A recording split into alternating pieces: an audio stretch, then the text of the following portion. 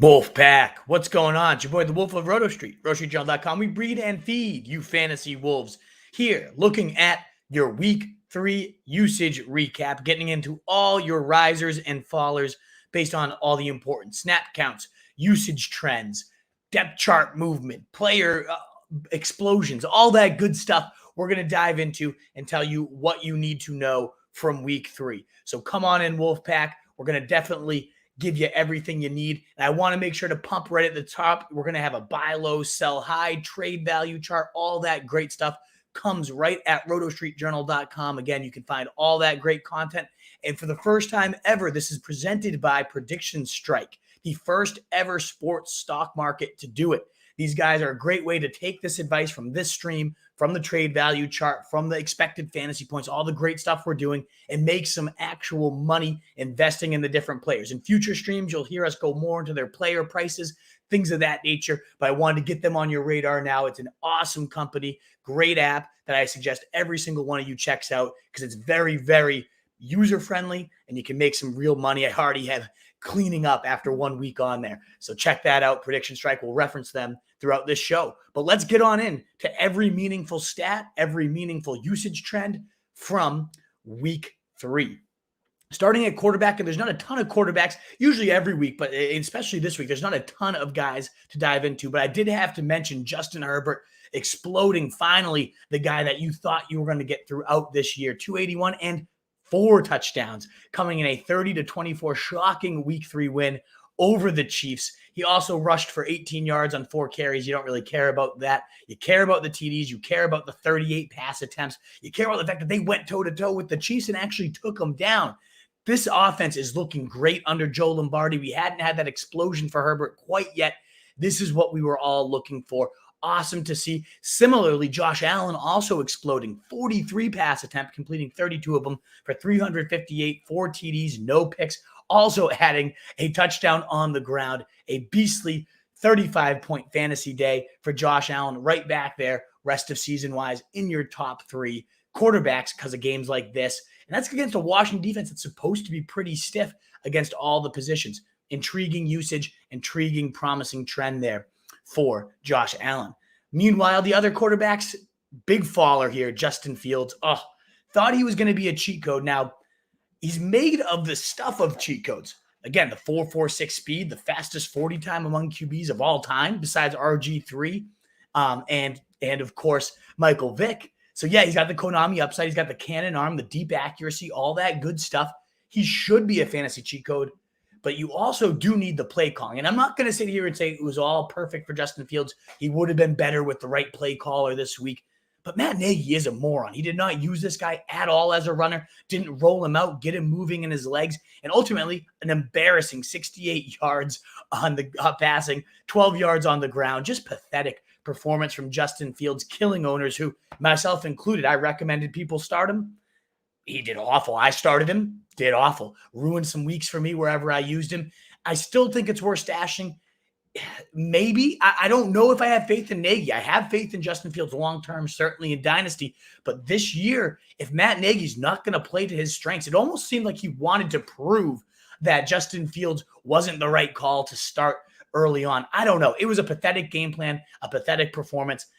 Cleveland's a pretty good defense, but still, you expect more than this from Justin Fields. So pretty nervous about him moving forward. And as I see Wolfpack 9 questions already in, get them all in, especially if you have Monday Night Football, sit starts. Thumbs up helps us get out to more people, likes, shares, retweets. For some reason, Twitter is kind of weird sharing out stuff right now. So the more you can help get these things out here, the better it will be and much appreciated. It's a new system going on with StreamYard. We're not reaching quite as many people as we're used to. So please do us a solid. Get us out there to more people. I did want to mention Trevor Lawrence, just disgusting. He don't even needs to be rostered. That's part of why I'm mentioning him at this point. 219 yards, 1 touchdown, 2 interceptions, just gross stuff, 27 yards on the ground. Whoopee.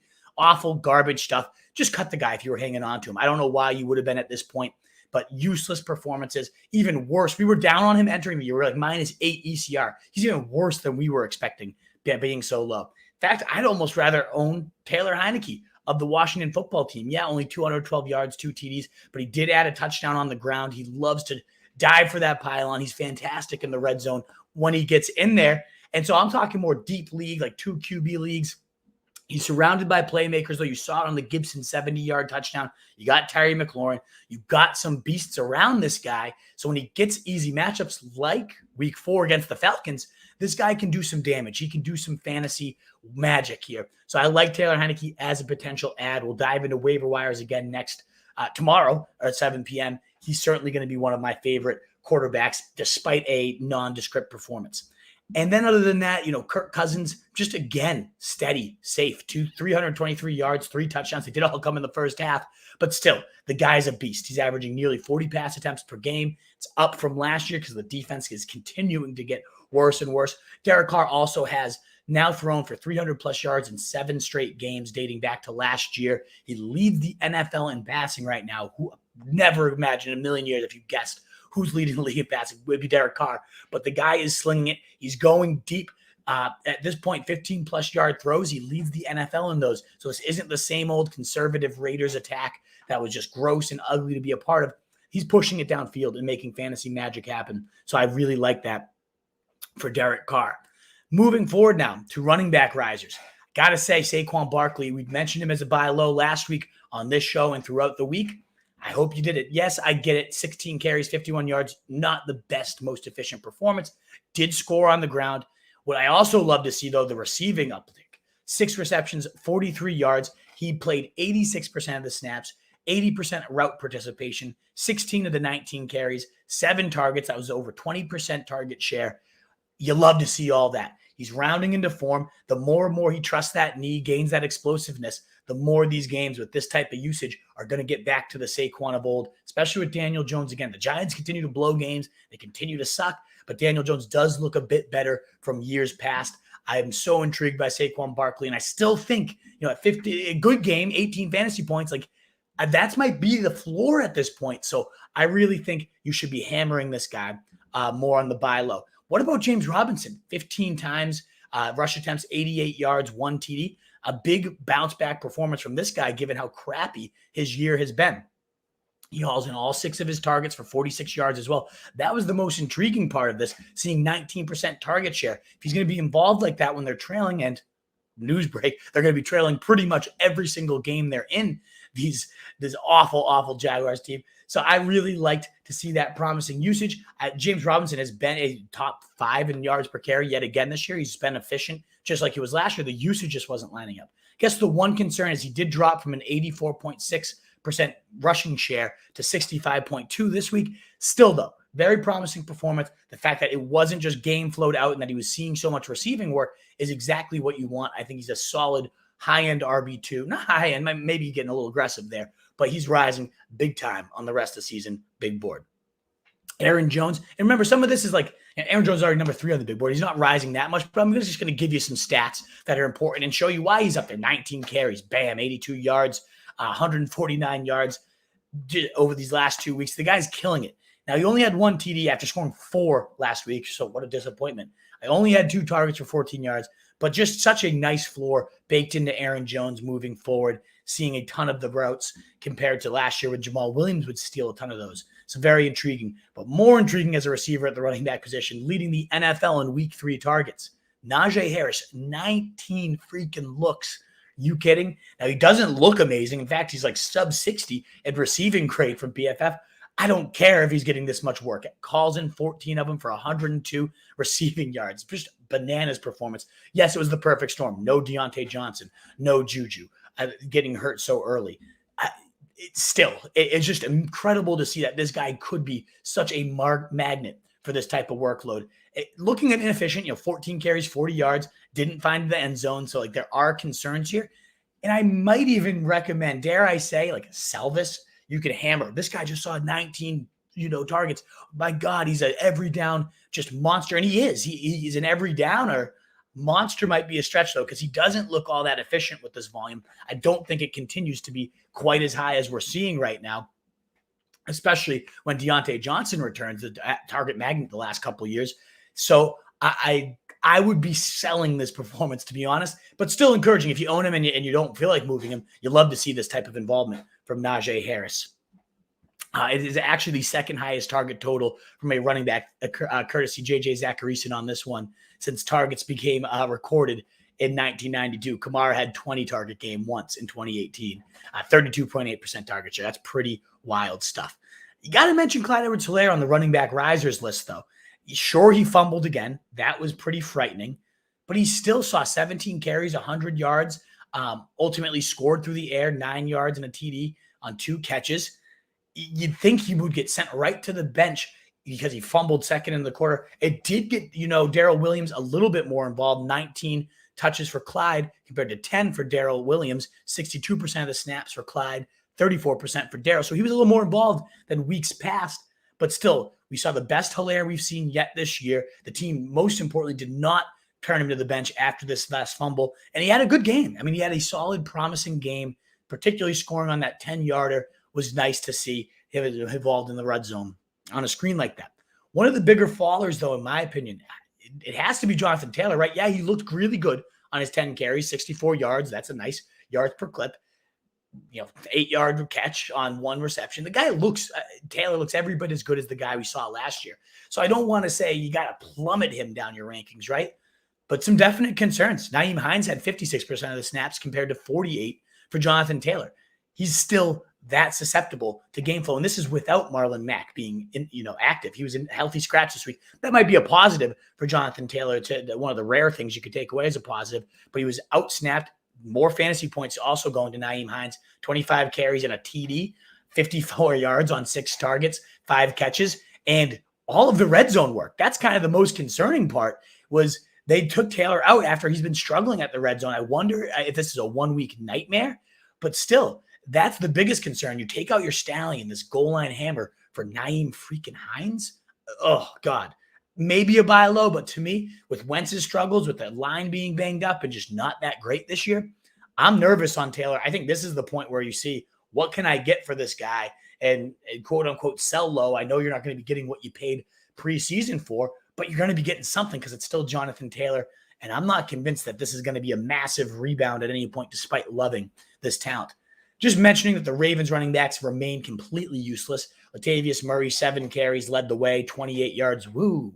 Then we had 5 rushes for 22 yards for Tyson Williams. Devonta Freeman also mixing in for 16% of the snaps. We did see Williams lead the way with 50% of the snaps, but barely any usage. This is definitely a nightmare after Williams had 77 yards, 13 carries. It still remains one of the better yards per carry guys in the NFL, but the team is not going to him at all. He goes from 42.9% of the running back rushes and 13.8% team target share to then 52 last week, bumping up 8% target share, going down a little bit to now just 33.3% rushing share, 3.7% target share. A nightmare. Tyson Williams looks the best, but it doesn't matter because they're not using him. And I think this is disgusting, but Zach Moss, this Bills backfield, maybe carving out a meaningful enough role. 13 carries, 60 yards, 3 catches, 31 and a touchdown. Getting the money touches in terms of the receiving work, in terms of the goal line work, and now touching Singletary, who did get the start, 13 to 11 on the ground, 3 catches to 1 for Singletary, and he also found the pay dirt. So it seems to me, and they've always seemed to prefer Moss if and when he's healthy, despite Singletary being the preseason monster he was. If there's a guy to own here, it seems to be Zach Moss. It seems like the team is much more confident on this guy. I don't think it's going to matter again too much, because Josh Allen is that goal line monster. He's the guy that's pounding it in more often than not. But still, it's intriguing, especially after Singletary. 11 carries, 26 yards, 1 catch, 0 yards, just a gross, pathetic day. I think you can cut him for sure. 43% of the snaps for Singletary, 56% for Moss. And one other running back there's a couple of backfield shares I want to mention, but one that's a complete and utter workhorse is David Montgomery. Now, the question is, does a workhorse matter if you're doing nothing with it? But let's go through it. 30 of the last 32 running back carries, 35 of the last 39 running back touches, 47 of 60 running back routes, 18.3% target share, 100% of the backfield touches in week 3. I mean, he is the only guy getting the ball. The thing is, does that matter when it is such an embarrassment of an offense right now, this Chicago Bears team? I'm leaning towards no. So I don't want to downgrade him so bad because the final stats, 34 yards on the ground, 21 yards through the air, 2 catches. All the running back work doesn't matter if it's going to be this inefficient because he's in such a horrible attack. Now, granted, next weekend against Detroit, should smash them. Great spot for him to rebound. But maybe a buy low in that sense, that he should smash next week. I would check his price on Prediction Strike because he's going to continue these last few weeks to go down and down in terms of people wanting to sell him, in terms of his projections not meeting them. I think this is a week he smashes his projection. You see that price come skyrocketing upwards. The Cardinals running back, just another gross situation. 11 carries, 26 yards, 7 of 8 targets, 49 yards for Chase Edmonds. Still that clear receiving guy. Definitely, if they're in behind, they're going to be the main option here in a shootout game. But then when they get up, James Conner, 11 carries, 43 yards, and not one but 2 touchdowns. That's hideous for Chase Edmonds. He had a shot at the goal line for 1, did not pound it in. They then went to Conner, who finished off the job. I think Conner's still cuttable. I cut him in leagues this week. I know the touchdowns, you make that look like a bonehead move, but to be honest, it's touchdown or bust with this guy. It's like your worst tight end nightmare type of thing. So I'm not into Conner. I'm not buying this big bounce back performance. They're suddenly going to be heavily involved. This was against the Jags. This is the 1 or 2 times you could have potentially had him in your lineup. I'm not into this. Watch what happens against the Rams this week. It's going to be pathetic. Austin Eckler, though, continues to climb up the big board. Now my top 5 overall. 11 carries, 55 yards. More importantly, remaining heavily involved as a receiver. 6 catches, 52 yards, and a score on the ground. Kind of becoming that Alvin Kamara light like we were predicting here in LA. Loving this usage for him. More importantly, no other backs are seeing work. Justin Jackson had, 2 catches, 2 touches? Larry Roundtree doing nothing. And ultimately, Eckler's the one getting the goal line work. That's the important part here. So you love to see that for him. Gibson, also a nice sign of life here. Yeah, 12 carries, 31 yards, gross. But that 1 catch for 73 yards reminded you of how good of a playmaker this guy is. We haven't seen those glimpses, but he just zipped through that entire defense, dove for the pylon. It was a beautiful, beautiful thing. He still remains in RB1. He saw 57% of the snaps compared to 46% for McKissick. That doesn't seem great until you consider Gibson saw 14 touches compared to just 5 for J.D. McKissick. That was a big downturn for McKissick this last week. I think Gibson was kind of being punished for his fumble last week. He has a clear touch discrepancy, clear touch leader here. And then let's dive into the Browns backfield. 10 carries, 81 yards, and a TD for not Chubb, but Kareem Hunt. Also saw 74 receiving yards on 6 of 7 targets. Very nice day. He was outsnapped by Nick Chubb, 40-33. So Chubb continues to be that main guy, but the 155 total yards, the 29-yard touchdown, looking just great. It's one of those frustrating situations that you wish one of them would just go somewhere else, but given that they're both locked into long-term contracts there, you might not see it. Nick Chubb, though, not a horrible day, 22 carries, 84 yards, but where he was locked in my top 5, moving Eckler ahead of him, bumping him down a bit because he saw so far 7.4% target share, then a 4.8% target share, and then week 3, a robust 0%. Not what you want to see from your running backs at all for Nick Chubb there. In the receiving department, that was kind of the argument that Evan Silva and a lot of greats that came on the show made against him when I was defending him. And I still love Nick Chubb. I'm not putting him down to the sub-20s or anything of that nature. Still by far a first rounder if you're drafted today. But just something to be cognizant of, the complete lack of receiving work. It's scary. It's frightening. And then we talk about the Lions running backs. I mean, Jamal Williams, 12 carries, 42 yards, a TD, 2 catches, 25. To me, I get so many sit starts about Jamal.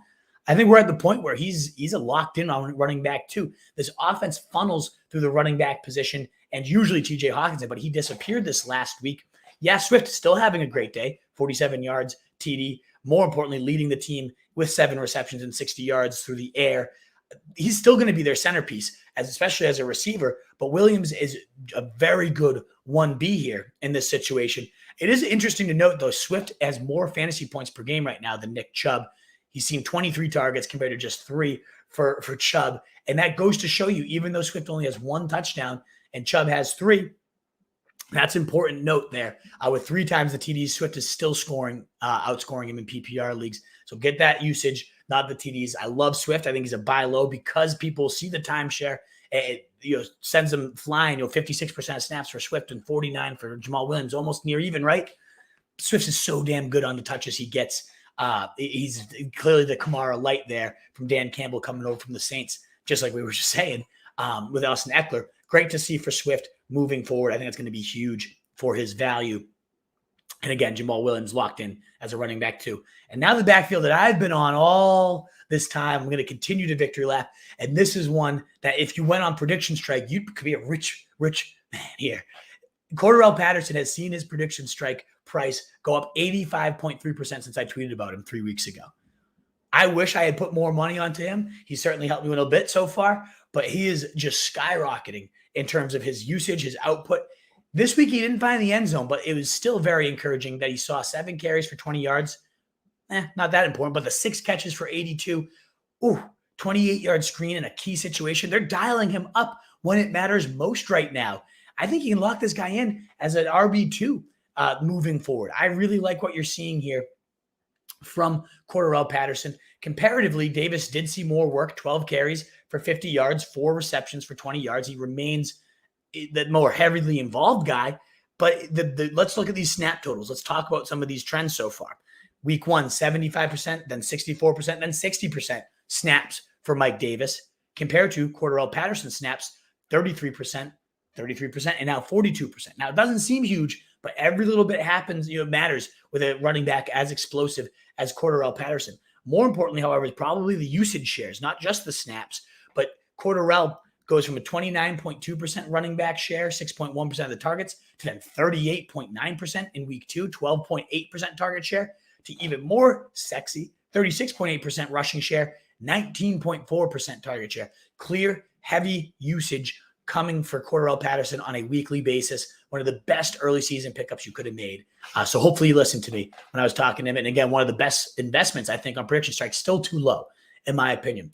Alvin Kamara seeing a career high 24 carries against the Pats, 89 yards, solid, but also getting 29 yards in a TD, 84% snap share, his third highest of his career.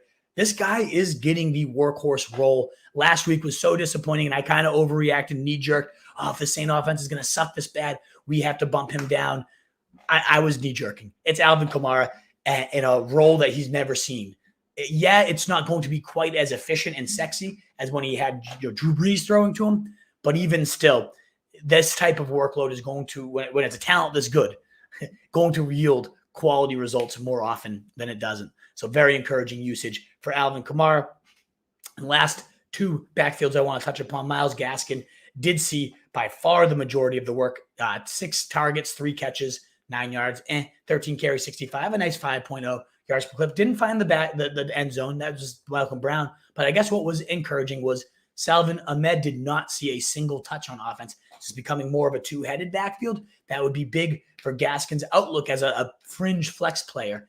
It's a gross offense, especially with Brissett leading the pack here.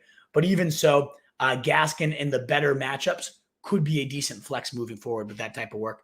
And last backfield, we got to talk about Peyton Barber. These are Oakland, not Oakland anymore. Those LA Raiders, Las Vegas Raiders. Sorry, folks. Seeing 57% of the snaps compared to 43% for Kenyon Drake. More importantly, though, 23 carries, the absolute horse in terms of ground share, 111 yards, 101 of them coming after contact. It was like an actually good performance from a guy that we've all come to hate. The way he sounds, smells, tastes disgusting, right? But that type of after contact performance is impressive. Never mind the fact that he also had 31 yards through the air on 3 catches. His 26 touches only trailed Kamara, Najee Harris, Derrick Henry, and Alex Madison. I mean, that's pretty damn good company to be a part of. Josh Jacobs should be back, and this could end up flipping. But even still, encouraging performance, and Barber will be one of the better waiver wire pickups, especially with the Chargers, who are giving up among the most fantasy points to running backs on deck coming up. So let's move on to wide receivers, folks. Again, 22 questions. Love to see it.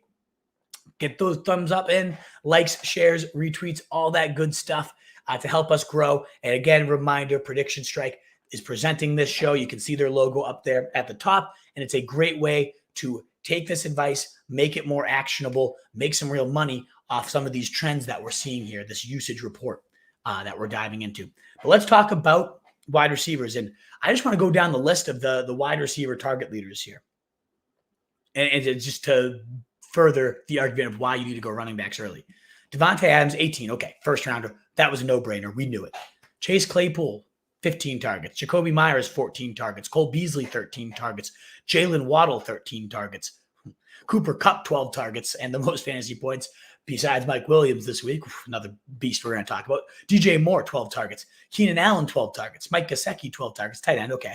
Michael Pittman, 12 targets. We'll get the tight end. Don't worry. Gesicki will be there. And Brandon Cooks, 11. I mean, you look at that list, well over half of it you could have had beyond round 8. All but Devontae Adams went after round 4. Cooper Kupp, I guess, and DJ Moore round 4-ish targets. Further proof that you need to load up on these running backs because volume is so much more abundant late for the wide receiver position compared to the running back position. Of course, we got to talk about Cooper Kupp. I mean, 30% team's target share through 3 games. He's the only joined by Brandon Cooks, DK Metcalf, and DJ Moore in that field. Pretty impressive list, especially Cooks and DJ Moore looking like 2 of the better values of the year right now. And you also had 25% target share in all 3 games for Cooper Kupp, for Mike Williams, and also Sammy Watkins, an intriguing pickup there. But let's dive into some specific names. We talked about King Adams at the top, 12 catches on 18 targets, 132 at a TD. Rodgers is looking back. He's looking motivated. You saw the way he celebrated that field goal. Great to see for all you Devontae Adams managers out there. Love to see this type of performance there. Could have had another touchdown too. Could have been an even bigger day, but we're not going to get greedy. And again, Cooper Kupp, that breakfast narrative, seeing 93% of the routes. He is the every down alpha.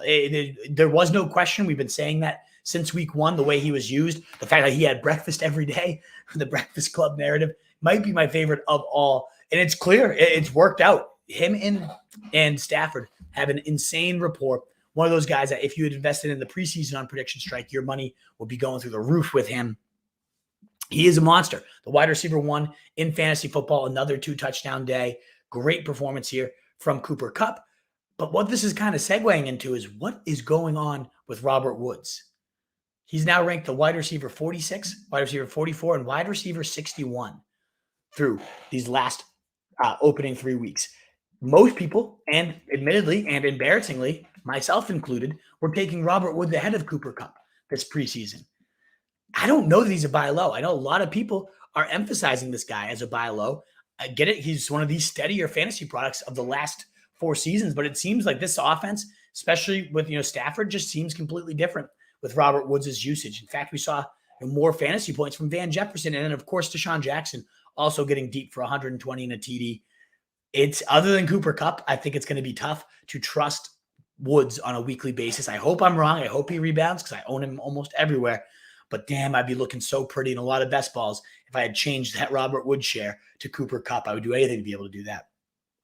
We also saw Michael Pittman back-to-back 12 target weeks. This week only hauling in 6 for 68, but encouraging nonetheless that he's seeing this many targets in back-to-back weeks. He's gone from 11.4 target share to now 35.3 to 33.3% target share over these last few weeks.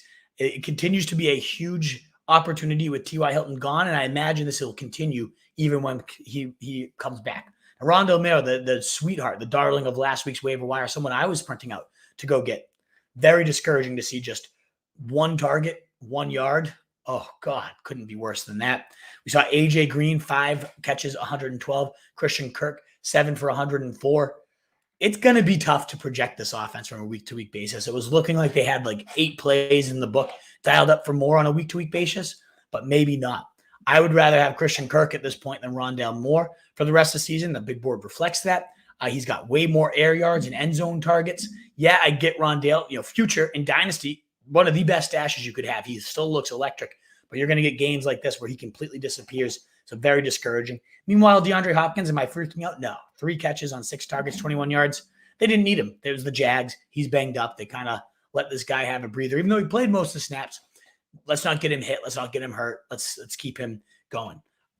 So that was important to note. Brandon Ayuk sighting here, folks. 4 catches on 6 targets, 37 yards and a TD. Not a monster day, but you got to be breathing a huge sigh of relief if you've been patient, you've been holding on to him, or if you try to buy low. I still think you could try to buy low because there's going to be some explosion weeks coming. He looked good. He looked explosive. He was leaping out the air like we're used to. 90% route participation. Great stuff to see. Everything is trending up, in my opinion, for Brandon Ayuk, especially when Trey Lance takes over with that cannon deep arm. I really think now's the time. You see that he's not – Trent Sherfield, 4% route participation, right? That's what you want to see rather than this being a near even split after these last couple of weeks. Great to see Ayuk. Good celebration to have if you're owning him because it's only uphill, I think, from here. Marvin Jones continues to pace the Jags once again in catches, 6 targets, 8 yards, 62. Not a monster day, but a guy that's going to be a dependable wide receiver 3, maybe even wide receiver 2 moving forward. 24.6% target share compared to 19.3% DJ Chark and 17.5% for Laviska Shenault. I was projecting this one all wrong, thinking Shenault was the guy to own. I did like Marvin Jones and his value too. I own both of them in a lot of leagues. Shenault's looking almost cuttable at this point, whereas Jones is a clear-cut every week starter moving forward on a team that is always going to have to chuck because of how bad they are. Meanwhile, as we mentioned, Sammy Watkins, 25% target share all 3 weeks this season, 4 catches on 7 targets, 68 yards. I mean, mediocre, not a huge stat line, but very involved. Now, granted, Rashad Bateman is practicing this week, eligible to come off the IR. We don't know exactly how he's going to look. Will obviously impact Sammy Watkins if Bateman's looking good, but just worth noting how valuable Watkins has been. Certainly someone that you want to hang on to. Jamar Chase, again, 2 touchdowns, 65 yards, unguardable in the red zone, and Burrow clearly locking into his guy from LSU when he gets out there. Yeah, granted, T. Higgins was out, and that's going to be a big mouth to feed on a week-to-week basis. Tyler Boyd also saw more targets, seeing 7 of them, but it was Chase making the big plays, getting open in the red zone. I think he's locked and loaded as a high-end wide receiver 2 with low-end weekly wide receiver 1 upside. Jacoby Myers, we mentioned him at the top when we were talking about all the leading target shares. He gets 9 catches on 14 freaking targets, 94 yards. This kind of highlights the upside and the downside. When they're down, they need to chuck. He is the slot receiver. He's the Edelman chain-moving possession guy, but he doesn't score. So fantasy-wise, like 9 for 94, great in PPR leagues. You got to love a game like that. But in half, and especially in standard, like, is this really that valuable? Can you force him into your lineups every week? Of course, 9 for 94 is valuable, but on the days where they don't have to chuck it quite as much, is that going to be as promising? Of course, next week facing Tom Brady and the Bucs, they're going to need to 2 points. So you can trust Myers on weeks like that, but still, it's just like the unsexiest high-volume role of the NFL right now. Tyreek Hill, what is going on? 5 catches, 7 targets, 56 yards, back-to-back quiet efforts following a 40-point week 1. I still think buy low all day if anyone's panicking over this. They're going to figure it out. I get that teams, maybe there's this blueprint for stopping Tyreek Hill and slowing down the Chiefs' offense. Other people do need to step up. I don't think this is going to continue at nearly the rate of him getting shut out these last couple of weeks. He had 2 good corners in back-to-back weeks, just shutting him down with safety help over the top. I'd be buying low everywhere on Tyreek Hill if people are freaking out. We'll drop him. He was my number 1 receiver on the board. He goes below Adams, after an 18 target day for Devontae Adams. He's back to the king spot, no doubt. Maybe Cooper Kupp rises above Tyreek Hill. Can't believe those words just came out of my mouth, and they're true. But still, it's Tyreek Hill. He's going to explode sooner than later, probably as early as next week against the bad Eagles secondary. Another good buy low at the receiver position. Stephon Diggs, a first rounder that has not yielded a single wide receiver 1 performance yet. Not even a top 24. Not even a wide receiver 2 performance yet this year. Yet he's still seen 28% of targets, 27%, and 23% these last few weeks. The difference is the lack of conversions on these 15-plus air yard targets. 1 catch on 8 of his targets through 3 weeks. At this time last year, Stephon Diggs had seen 7 catches on 7 of such targets of 15-plus air yards through 3 weeks. So they're not converting at that high of rate. Emmanuel Sanders is also proving to be a fantastic number 2 there right now. Cole Beasley still a chain-moving monster. It seems to me Diggs' role is going to be less consistent, far less consistent even than what it was last year, but I still think this is the lowest we're going to see his value. I think he has a big explosion game coming forward. Mike Williams, maybe we should have started with this guy. 7 catches, 9 targets, 122 and 2 TDs, over 30 fantasy points. Right now, the wide receiver 1 for week 3, the wide receiver 2 in fantasy football so far, has 23, 23, 33 fantasy points across his first 3 games. How can you not believe at this point? I don't think anybody doubts it anymore. This was probably our best call of 2021, saying we bought in to the fact that he could be the Mike Thomas. We did think Keenan Allen's still the main guy here, the one that you want to own, but Mike Williams could see 8 to 12 targets, higher percentage looks, as Joe Lombardi raved about it. I didn't see it being this valuable to the point that he might even be ranked ahead of Keenan Allen moving forward on weekly rankings. Just an absolute monster. It's crazy to see. You don't typically see around year 5 breakout, but nothing about his games look flukish. And we've always seen the big plays and these catches that like only a handful of people can make in the NFL. But now that they're using him in a higher volume, that X role that they compared him to Mike Thomas for, he's playing like Mike Thomas right now. That's insane. It's awesome. Probably will taper off a little bit, but I don't think it's something that you should be selling. This isn't a sell high. This is a hold. And if you can get chairs for cheap right now, I would be looking to do so. We mentioned Manny Sanders. Solid day, 94 yards, 2 scores, very solid day, 6 targets and 5 catches, looking like one of the best guys that's still out there in over half of leagues for you to go and scream and pick up. But Beasley is also heavily involved. The most targets pacing the team with 13, 11 catches, 98 yards, a PPR monster. Again, a reason to be a little bit lower on Diggs, still a great buy low in my opinion, is the fact that these two are looking fantastic in this offense. But more so just, again, we talked about Josh Allen at the top. These guys are back and cooking. So it's great to see. I did want to highlight Marquise Brown. 3 catches on 7 targets, 3 drop touchdowns, though. He had an expected fantasy points of over 35 dropped. So, I mean, his expected fantasy points, my total would be like 50, given he dropped 35 expected points. And none of them were hard catches. Drops aren't typically sticky. I don't think this is going to be something that carries forward week to week, but Bateman's going to be back soon. He's roasting. The more important thing was how wide open he was. There's not a coverage that is holding him in right now. He's been among the biggest risers in the rest of the season, big board all year. I would see if you can get him, if his owner's pissed off about the drops and fuming and the fact that they should have won their week, I would be tossing in some buy lows on Marquise Brown for sure. I did want to mention to A.J. Brown. Is there a bigger bust at this point, especially at the wide receiver position? Granted, an injury, what can you do? But he hasn't looked like he's playing 100% all year, and now he's week to week with a strained hamstring. As a lot of buy low advice out there for him, and it made sense given how talented this guy is. At this point, it looks like you'd be buying into a bad, just broken season. You get that kind of vibe from it. At least I do. Not a guy I'm targeting anymore. I'm avoiding him pretty much at all costs at this point. So A.J. Brown, if you can sell him for any type of value, I would sell low. I would sell and get what I can at this point. Did want to mention Marquez Callaway, 41 yards and a TD on 5 targets. Seems like a promising mini breakout game, but none of the Saints receivers ran a route on more than 60% of the pass plays. He was, nobody saw more than 50 yards other than Kamara.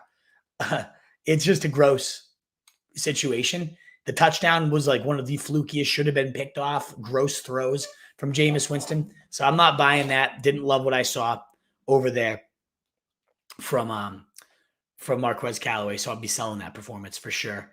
We also had Henry Ruggs, though. 7 targets, 4 catches, 78 yards.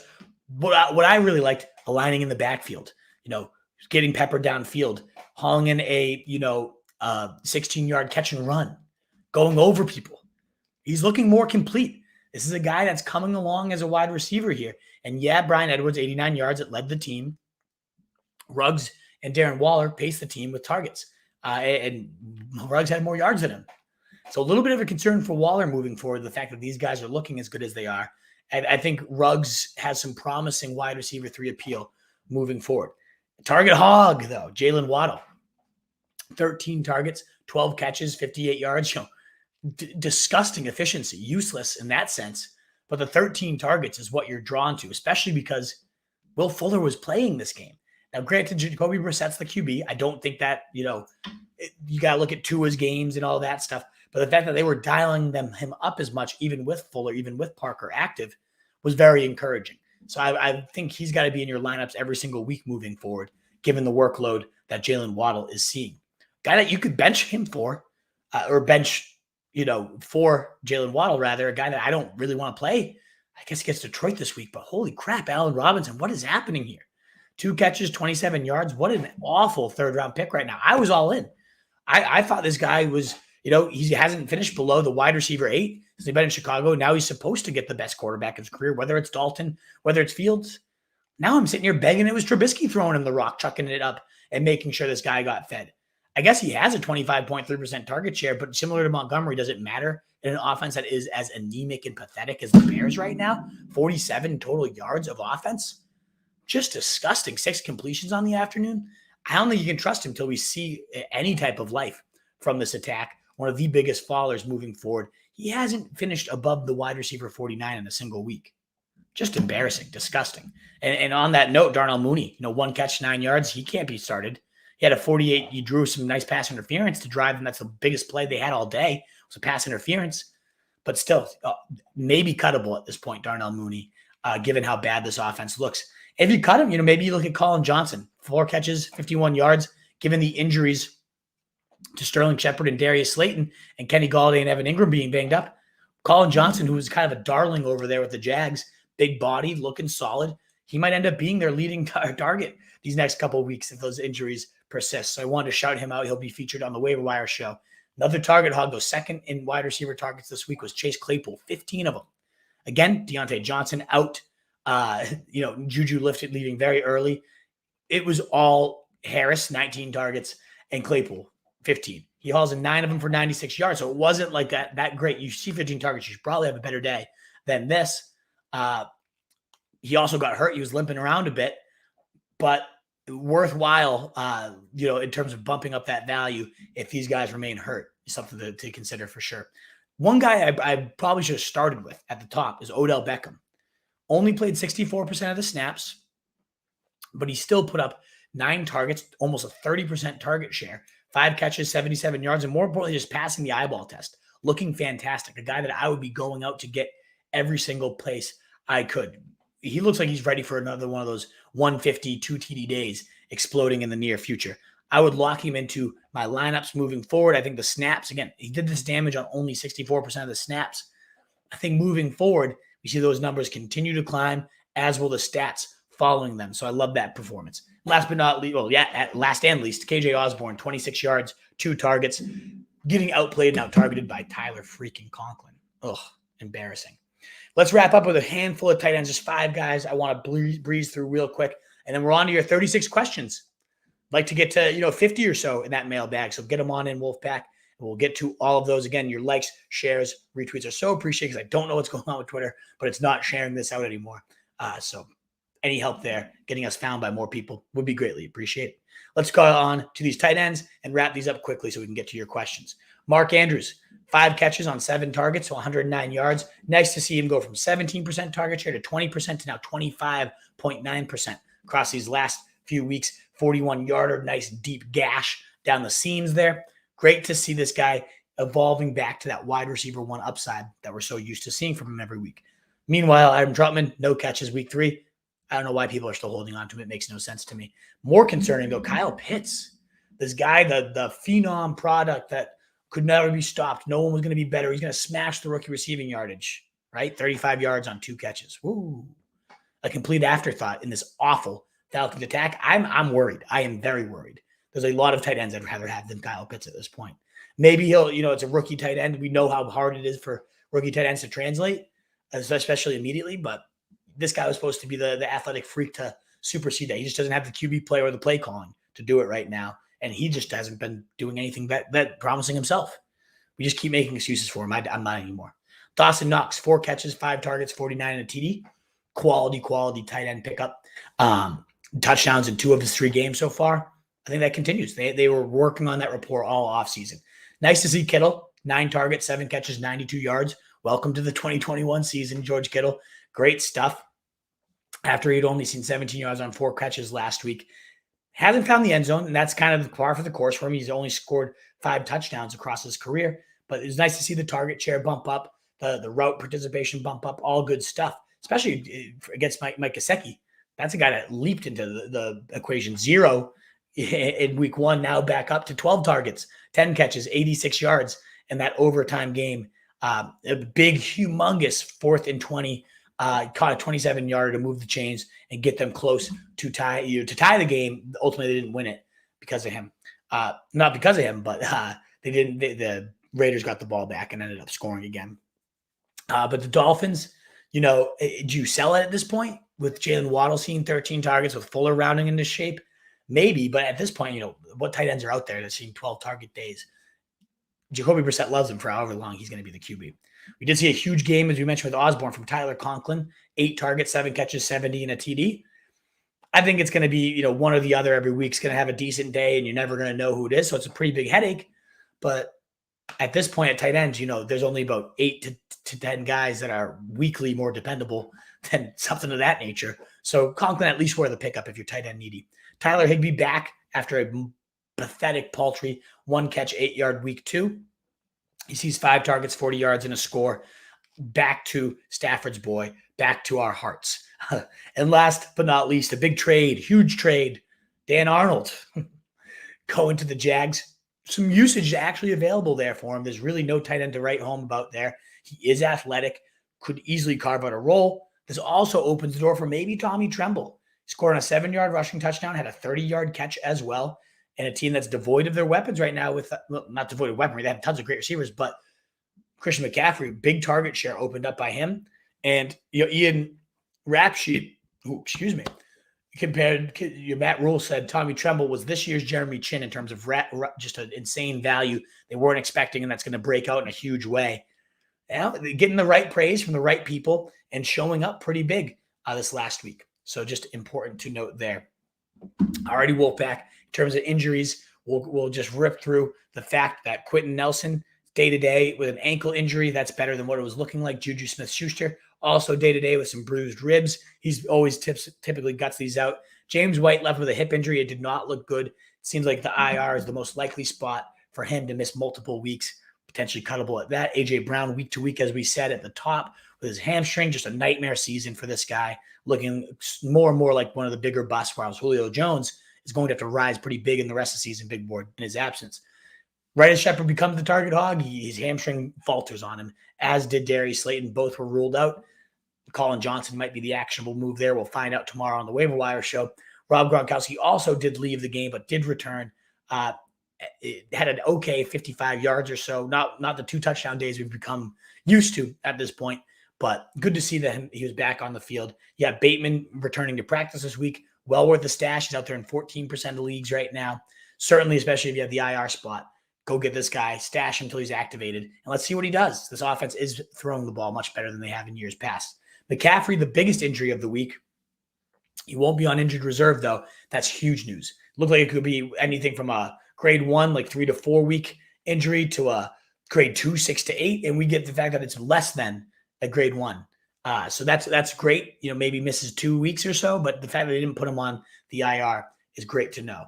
KJ Hamler, awful news. Torn ACL as he was flashing some real upside down the field. Tough news for him. Prayers up for a speedy recovery. And then one last line. Tyron Armstead's going to miss several weeks for this already kind of low-powered Saints attack. Yeah, they just smoked our Patriots. I get it, but they're not. That's just going to be troublesome for Jameis Winston being under more pressure, maybe more picks. So something to note there. All righty, guys.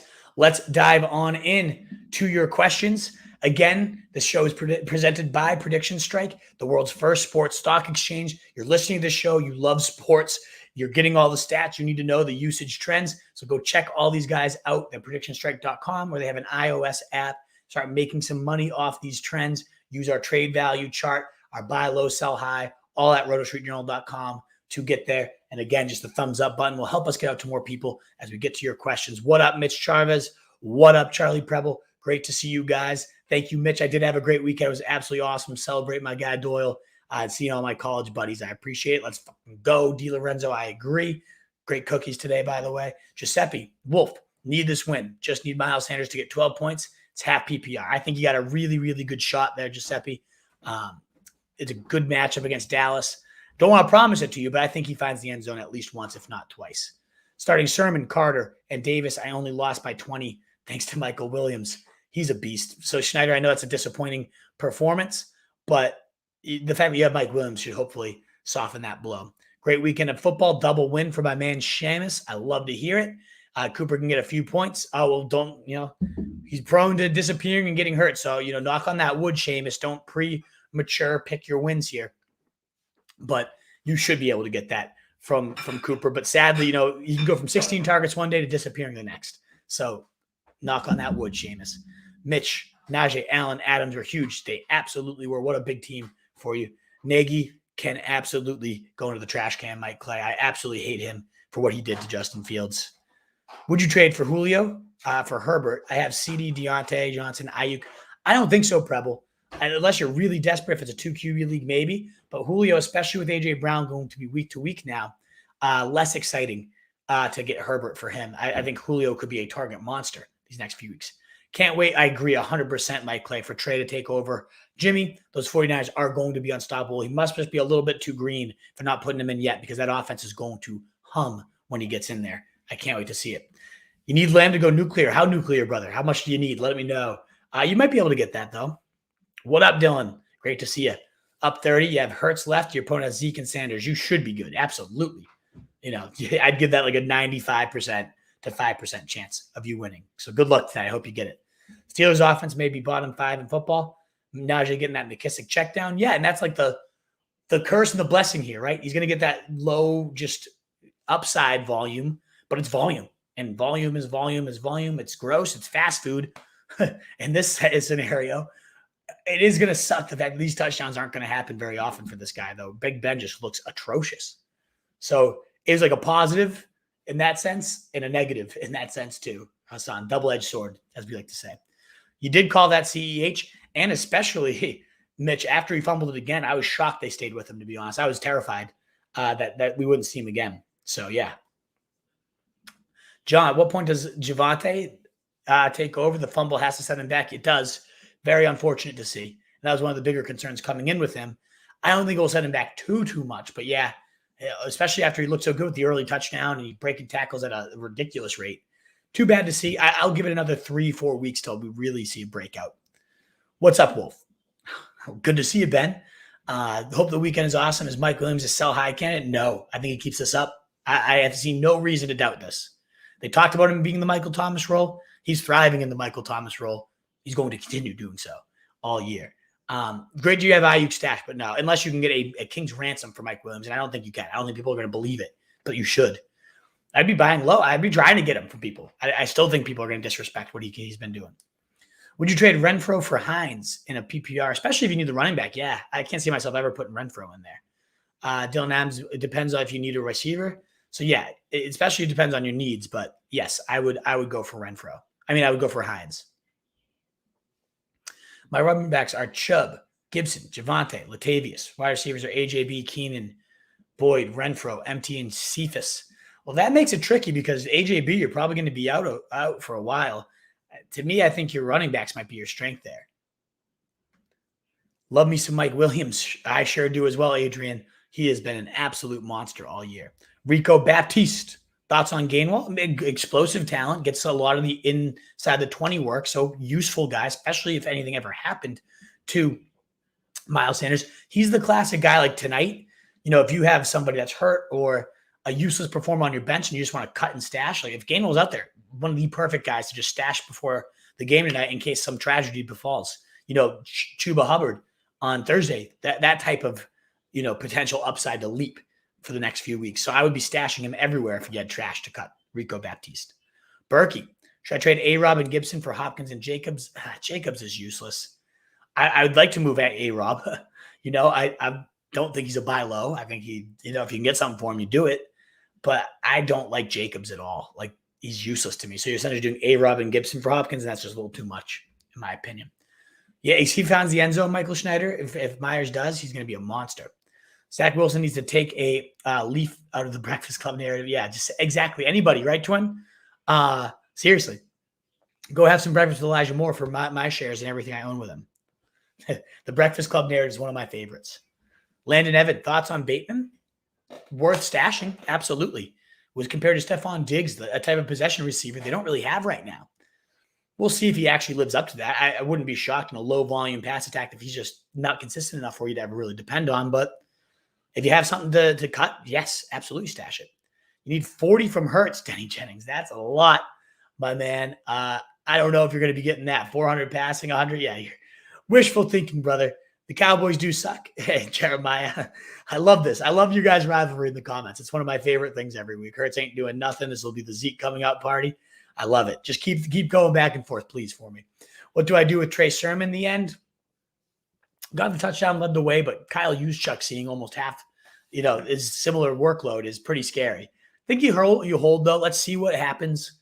I don't love Mitchell. I think Sermon longer term I'd prefer over Mitchell, but I like Jeff Wilson down the stretch. So it's not great in the end, but let's see what happens. It wasn't a desperation play. As Rico says, I say hold him too. I hope for my own fantasy sake, as Jeremiah got a 12-point lead at the moment, but my opponent has Hurts. I still have Zeke to play. That's going to be a battle. It's going to come down to the wire for you, Jeremiah. Fields had an incredible first career start. Definitely going to start him next week. Yeah, seriously. What a trash performance. Worse from a play calling perspective, in my opinion, than a non-field performance. But Fields didn't do much to inspire confidence either. What up? Hope the weekend. Oh, yeah, it was great, Ben. Thank you. Great to see you, man. Panic on Ridley and Allen Robinson. I'd panic on Robinson more than Ridley. Not panicking on Ridley yet. He's been okay. He's been fine. I'd sell if you can get good value on either, though. Neither of them are must-holds for me. Craig, half-point PPR. You're up 11. He has Cooper, not loving your chances. I wouldn't be either. I put it about 65-35, your opponent. But as I was saying at the top, Cooper, in terms of injury, in terms of just disappearing acts, it's not impossible for you by any means. Love to hear that one for you, Ben. 5-0, as long as Zerlin doesn't get 25. I think that's pretty damn solid, brother. Listen to the Wolf people. I wish I was going 5-0, man. I wish I had that type of luck. I'm glad at least I'm helping you get there myself. I had one of my better weeks, so I think I'm going to go like 4-2 or so. 5-3 rather. Or 5-2. 7 leagues total. So not bad. It depends on what happens tonight, though. I could go 4-3, could be 5-2. We'll see. Do you think Jonnu will have any value? He looks crap, twin. Not going to lie. Hunter Henry ran more routes than him. I don't really want any of these guys. I don't think he's going to be semi-productive. I would say, let me know what tight ends are out there.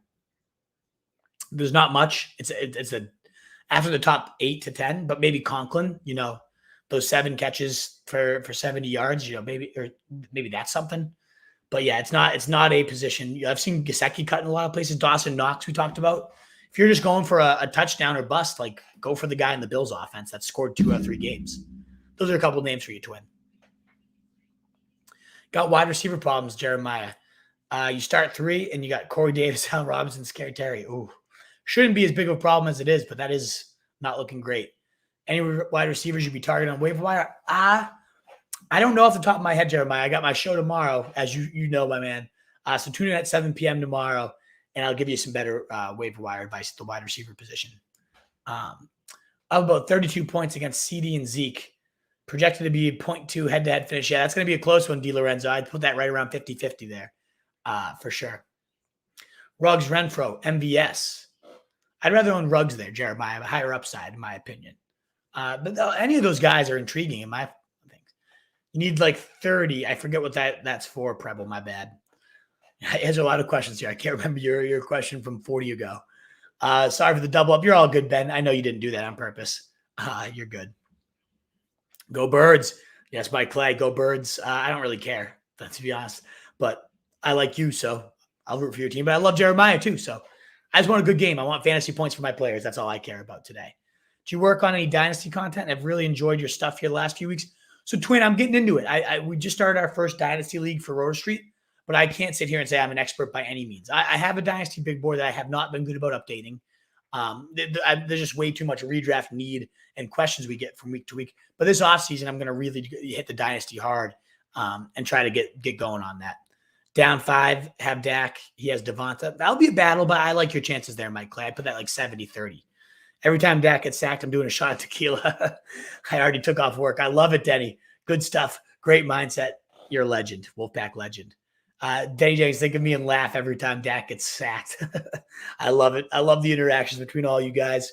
Wolfpack, thank you again so much for being here. One last time to pump Prediction Strike, the world's first sports stock exchange. Easy money. I mean, Cordarrelle Patterson, again, my primest example, 85% price value increase. If you had listened to me put $100 on him, you're looking at 8,500 right now in the stock exchange. So these blowups are possible. You can make some big swings, and you can also just nice and steady. You listen to Mike Williams, you'd be up 40% on your investment preseason wise. Cooper Kupp, I loved, but not quite as much as he is doing right now. Wish I had been getting in there. Check out Prediction Strike. It's awesome stuff. It also reps the power of the pack if you do it as well. I actually kind of need to get a code for you guys. So let me make sure that gets generated as well. But Wolfpack, again, thank you so much for being here. All our content at RoadStreetJournal.com. We breed and feed you fantasy wolves in a world full of fantasy sheep, guys. Be that wolf. Best of luck tonight. Get what you need. We'll see you tomorrow for Waiver Wires at 7 p.m. Eastern Time.